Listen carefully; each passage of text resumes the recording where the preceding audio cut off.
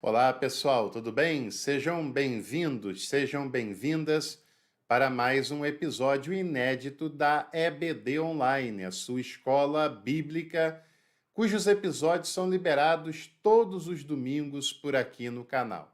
Hoje nós vamos falar sobre uma epístola histórica, uma carta escrita pelo apóstolo Paulo com muita relevância por causa do seu contexto, por causa dos ensinamentos que são tratadas nessa carta. Um desses ensinamentos apresentado de uma maneira praticamente inédita, e esta, por outras razões também, é uma carta histórica, pequena, mas muito profunda e muito interessante, que deveria certamente ser mais valorizada nas leituras, nas pregações e nas reflexões de todas as pessoas. Estou falando da primeira carta de Paulo aos Tessalonicenses, um texto importantíssimo que nós precisamos conhecê-lo melhor. Você já leu a carta de Paulo aos Tessalonicenses? São duas cartas que aparecem no Novo Testamento. E a primeira carta, ela tem um total de 5 capítulos.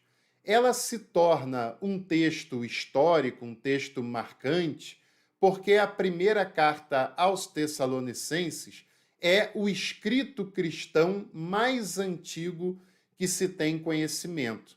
Ele não só é o primeiro dos textos escritos do Novo Testamento, como na lista de escritos do cristianismo, de uma maneira em geral, que já foram encontrados e datados, continua a carta aos Tessalonicenses, sendo o relato mais antigo da história do cristianismo. Essa data está por volta do ano 50 da era cristã, 50, 51 da era cristã, e foi escrita pelo apóstolo Paulo na cidade de Corinto. Para que você tenha uma ideia, segundo os especialistas, os textos dos evangelhos, né, dos evangelhos sinóticos, eles datam já da década de 70 e até um pouquinho mais do que isso. A carta aos Tessalonicenses teria sido escrita pelo menos 20, 25 anos antes dos evangelhos que eu e você conhecemos. Então, é o escrito mais antigo que se tem conhecimento em relação ao cristianismo. É uma carta endereçada à comunidade de Tessalônica, e Tessalônica, como o nome sugere, era uma cidade grega, uma cidade bastante estratégica na região onde ela estava localizada, porque era a capital da província romana da Macedônia.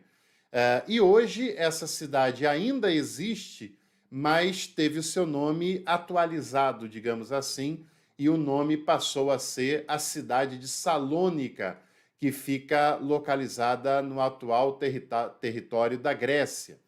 Lucas fala sobre a origem da comunidade de Tessalônica no livro de Atos, no capítulo 17, do versículo 1 até o versículo 10. E ali ele fala que essa comunidade de Tessalônica, ela foi fruto do anúncio missionário, do anúncio da pregação do apóstolo Paulo e do seu companheiro de missão, o Silas, numa das sinagogas que ficavam próximas àquela cidade.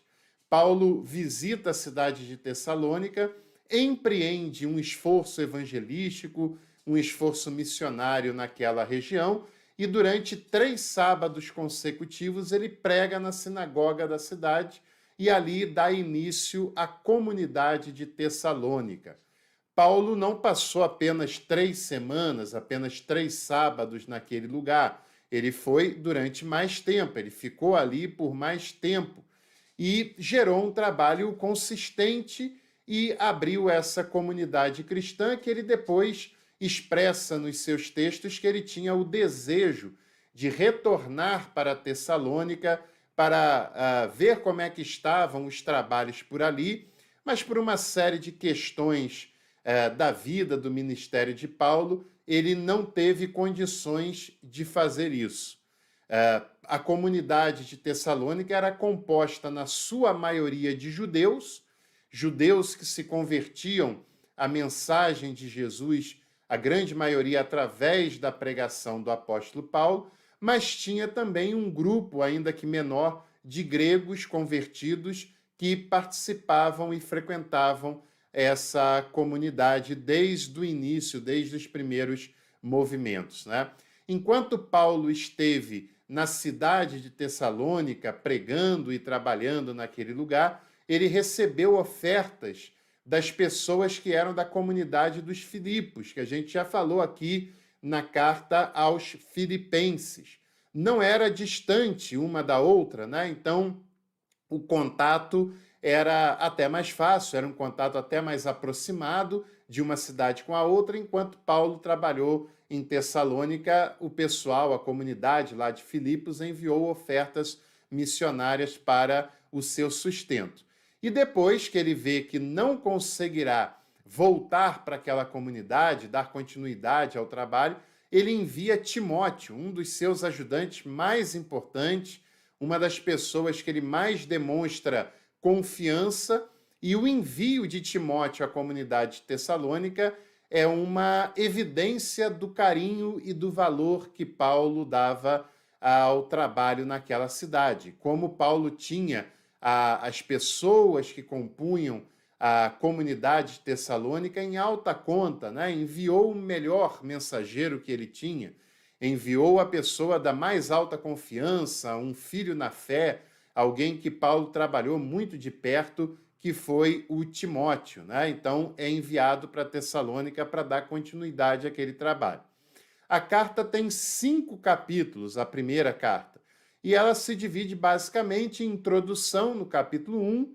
No capítulo 2, Paulo faz uma recapitulação do seu trabalho junto àquela comunidade, como foi, se lembra com carinho, se regozija pela comunidade de Tessalônica. No capítulo 3, ele faz um relatório sobre Timóteo, mostrando o porquê que está enviando uma pessoa como Timóteo para trabalhar naquele lugar e até para que aquela comunidade, porque começa a circular nas comunidades primitivas algumas pessoas que vão se dizendo o que elas não são, se dizendo missionárias, se dizendo enviadas pelos apóstolos, e isso causa uma certa dificuldade em alguns momentos da história primitiva da igreja.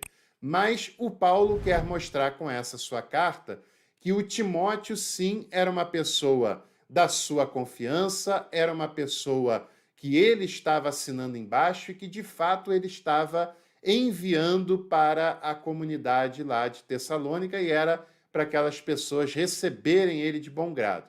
Depois faz instruções comunitárias no capítulo 4 e nos últimos versículos do capítulo 5 tem a sua conclusão e a sua despedida a essa comunidade, que foi uma comunidade tão querida pelo apóstolo Paulo. O ensinamento praticamente inédito que nós temos nessa carta é sobre a questão das pessoas que estavam morrendo.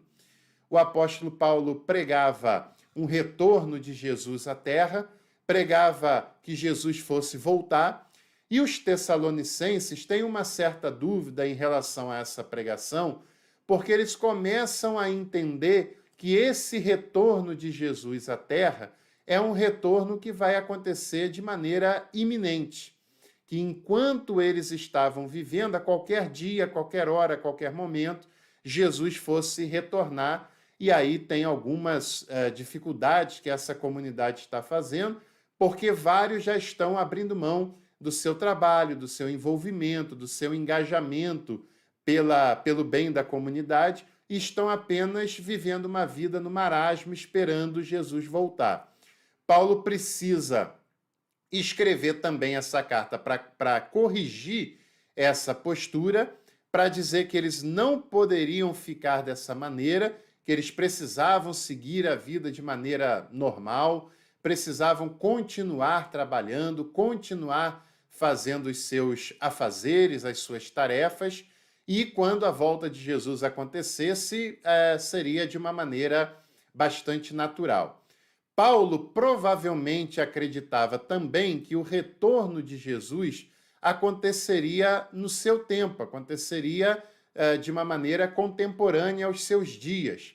Mas os tessalonicenses vão além e até param tudo já para esperar esse retorno de Jesus. Uma outra dúvida que eles apresentam também é com relação às pessoas que estavam morrendo, né?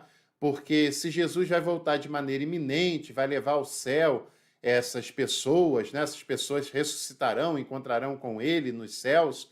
O que vai acontecer com aqueles que estão morrendo? Será que eles vão ficar de fora desse processo?